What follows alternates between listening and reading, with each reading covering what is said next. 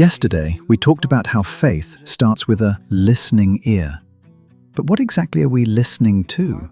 Is it just ancient poetry? Is it just good advice from a long time ago? Hebrews 4:12 tells us something radical. For the word of God is living and active, sharper than any two-edged sword. Welcome to day 2 of Faith Foundations.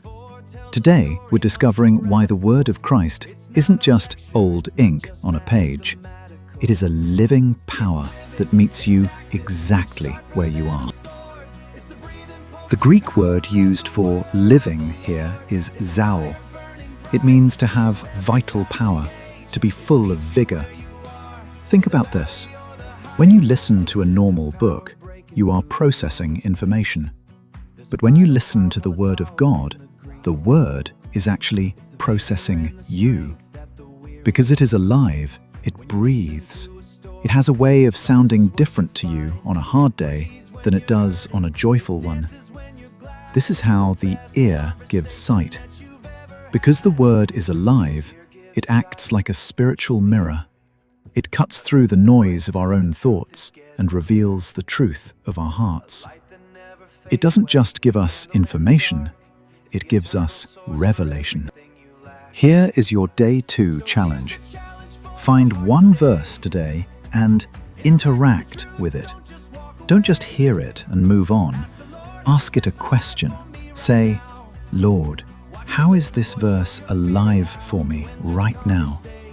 Remember, you aren't just reading a book, you are entering a conversation with the living God. If the Word is a lamp, then it's a lamp that never burns out because the source of its light is eternal. Faith grows when we realize we are listening to a living voice. Thank you for being here for Day 2. Tomorrow, for Day 3, we're going to talk about the atmosphere of faith. How to tune out the noise so you can actually hear that voice clearly. I'll see you tomorrow. Keep listening and keep walking in the light. Day 2 porn, it's more than just a book. It's a heartbeat, can you feel it? Yesterday we opened up our ears to hear, but what's the sound that's ringing out so loud and clear? Is it just some poetry from a distant time? Ancient words and dusty ink in a rhythmic rhyme? No, Hebrews 4 tells a story much more radical. It's not a lecture, it's not just mathematical. It's living, it's active, it's sharper than a sword. It's the breathing, pulsing power of the word of the Lord. It's a fire burning bright through every passing age.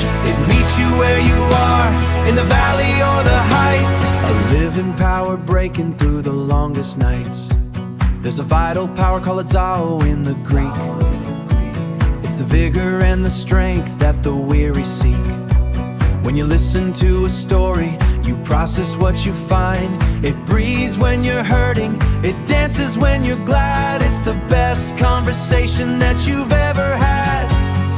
The ear gives sight, it's a spiritual mirror, cutting through the noise till the truth is getting clear. A light that never fades away, a candle in the dark. It's the eternal source for everything you lack. So here's the challenge for your heart today.